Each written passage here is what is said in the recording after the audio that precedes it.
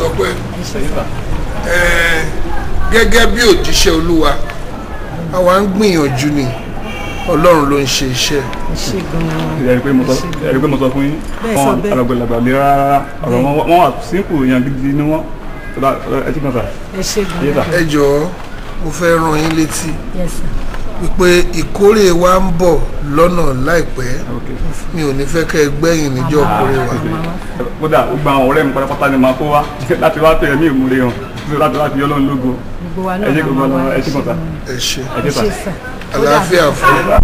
Olùṣọ́ ẹ gbà mí o a ti ṣe gbogbo nǹkan tẹ ní àṣẹ kódà àwọn ọmọbìnrin yìí lọ́lé nígbà tá a máa délé wọn báyìí ọ̀fọ̀ ọmọkùnrin obìnrin yìí náà ń ṣe lọ́wọ́ ọ̀fọ̀ ọmọbìnrin yìí náà ń ṣe lọ́wọ́ kí làbúrò mi gbọ́ ilé yìí fún ìṣòro mẹ́rin lọ́lẹ̀ ó fẹ́ǹtì ní o ìgbà tó máa lajú báyìí kí n máa gbọ́dọ̀ fún hospital mo sọ ẹ̀yin ló ń pariwo olùṣọ́dà olùṣọ́ ẹgbà mi olùṣọ́ ìgbàkùn ẹ ṣàánú mi. mọ́mí wa ẹ ń bò jẹ́ yín. ẹ kúnlẹ̀ ká gbàdúrà. ẹ ṣe wo ojú òní tì í. Jehovah mímọ́. Jésù Kristi. mímọ́ o. Holy Saint. mímọ́. Olúwa Ọlọ́run. Bàbá. gbàdúrà fún mi. àmì ò ti Jésù àmì. ní ibikíbi tí ìránṣẹ́kùnrin bá wà. lóyún ṣàánú mi. ìwọ Ọlọ́run na owó agbára sí mi. àmì o àmì Jésù àmì kí n má fojú sunkún o ẹni pápá o. ó jà sí ṣọtí. ẹ máa lọ. olùṣọ́ ẹ dákun. kò sẹ́ni ṣàṣejù tó mú jẹ. agbé ohun àdúrà sókè. ìwà ṣejù ìwà ẹ̀rí. gbogbo ogun tí ń bẹ ní ilé ayé ìránṣẹ́ yìí kí Ọlọ́run kó ṣẹ́gun náà. ìgbọ́ba Jésù Kristi Michael Olúwa Ọlọ́run máa ṣẹ́gun náà. ogun náà kò wọlé ogun náà kò wọlé gbàwọ. péjọ lọ sọ́ọ́dí jíjẹ ìwà èrè tí ò bójú mu ní.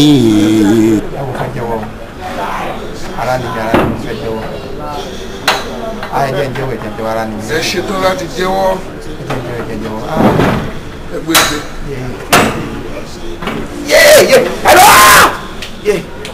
ẹ wọ ara nìmi Olùṣọ́.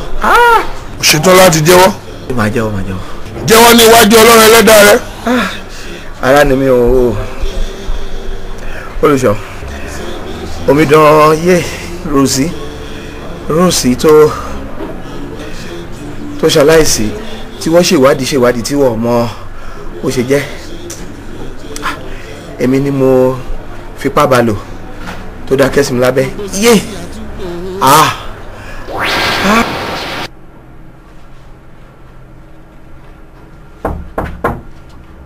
Tani ẹ? Rosie. Forúkọ látẹ̀lẹ̀, how are you? Fine, sir. O ṣe dìá.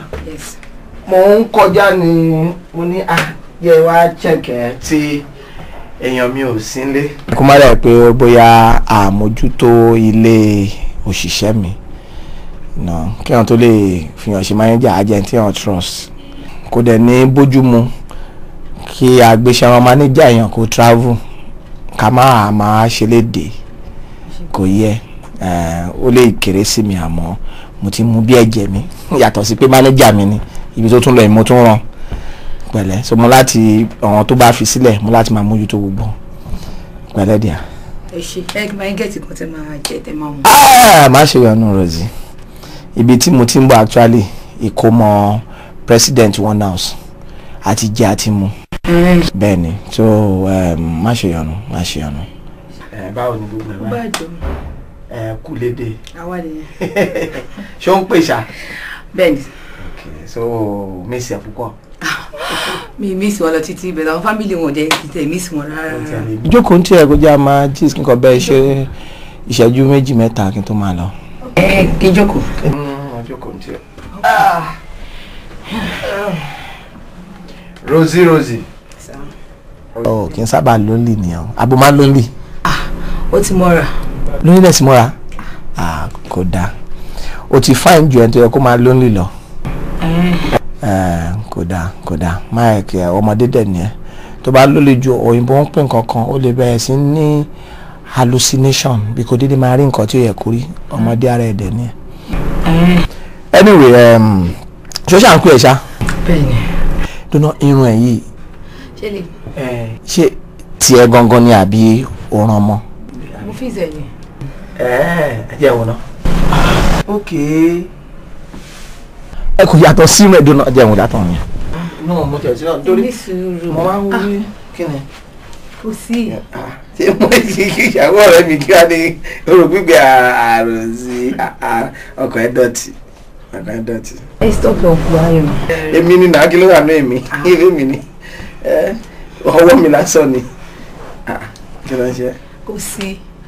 èmi báyọ̀ èyí ẹ̀ẹ́dẹ̀ kí ni. kò báyọ̀ ẹ stop ẹ. kí ni stop kí ni. ẹ stop ẹ. ẹ wo ẹ stop ẹ. mo ń wẹ̀ ó máa ń kó wọn mọ́ra ni. owó mi láìkẹ́ stop ẹ. láìkí ni. ọ̀rẹ́ ṣe kí lè fẹ́ tó wọ̀ yìí. stop ẹ wọ̀ ọ̀pẹ̀lẹ̀ stop ẹ. tọ́lá wà ní kó gbà mí ẹgbẹ́ mi o. ẹgbẹ́ mi tọ́lá wà ní ọ̀pẹ̀lẹ̀ stop ẹ. kí ni bí ṣe yìí. ọkùnrin báyọ̀ ẹ stop kó tẹ́ ṣe yìí. ẹ stop ẹ. ọ̀rọ̀ kí mi ò mọ̀ ní o ti máa ń jí mi wò ó ní ló pè mí. Rosie.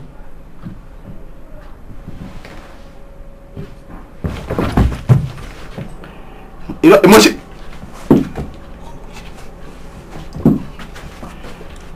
Rosie. Ṣé bí a ṣe ń kú rè? Mo dá. Mi ò kọ́ ni gbígbà tí mo rí báyìí.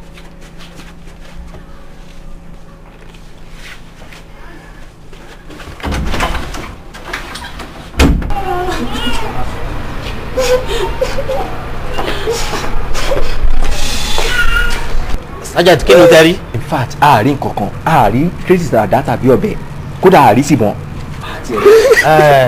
Àǹtí ta ni ẹlẹ́. níbo wà lọ jẹ. Excuse ta ni ẹni tí ẹ̀yin kọ́kọ́ rò pé ó lè jẹ́ ẹni tó lè ṣe kíni tá lẹ́ fọkàn sí. mi ìrú sẹ́nibọ́dì mi ìrú síyàn kankan. Excuse me ta ni ó súnmọ́ yín jù tẹ́lẹ̀ pé ẹ lè. Jennifer kí ni nǹkan tí mo gbọ́ ẹ̀. bá a ṣe rí náà nìyẹn o. pé Rose ó kú. bí ṣe dé láti school ni mo rí o bí dẹ ṣe pé ilé mo ṣe pa àwọn ọlọ́pàá kọ́kọ́ wá wo nǹkan tí mo rí bí ṣe rí ni mi ìtì ẹ̀ mọ nǹkan tó ṣe mo rí traces pé anything lọ fi pa wọn.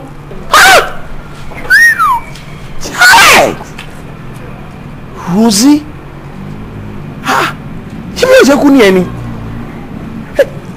Oh God damn it. Rose kú. Vibrant lady full of life. Sorry ta làwọn. chairman ọkọ àǹtí mi ní ibi iṣẹ́ ni. Officer so I'm the chairman chief executive company ti ọkọ Rose ti ń ṣiṣẹ́ and they come to think of it èmi mo rán ọkọ Rose ọ̀hún níṣẹ́. níbo lẹ́ràn. Official business tó bá lọ ti ilé iṣẹ́ mi. Ohun tó wá kù ni pé àwa náà tún ti wádìí wa lọ́wọ́lọ́wọ́ báyìí àmọ́ ẹ̀yin nìkan lè kù lẹ́lẹ́rìí fún wa báyìí ẹ̀dùn abára dé àgọ́ wa. Thank you officer mo ní interest ní kéèsì gan mo ní babala interest ọmọ yìí ò lè kú bẹ́ẹ̀ yẹn àbí àbó ṣe business ni wait ẹjọ gbówó bó bá ṣe jẹ́ ẹ jẹ́ kí n mọ̀. bó ṣe owó ni a máa ná. Jennifer màá rí ṣiṣẹ́ orí data. àti oríṣiríṣi tí mo ṣe sẹ́yìn yé olùṣọ́ yìí ara ni mi ẹjọ. àlàáfíà fún. ó pọ̀ tí mo ṣe ẹjọ bá ń bẹ Jésù ẹ kọ́ dárí ẹ̀ṣẹ̀ jì mí. àlàáfíà fún. ara ni mi Jésù ara ni. ẹgbẹ́lẹ̀.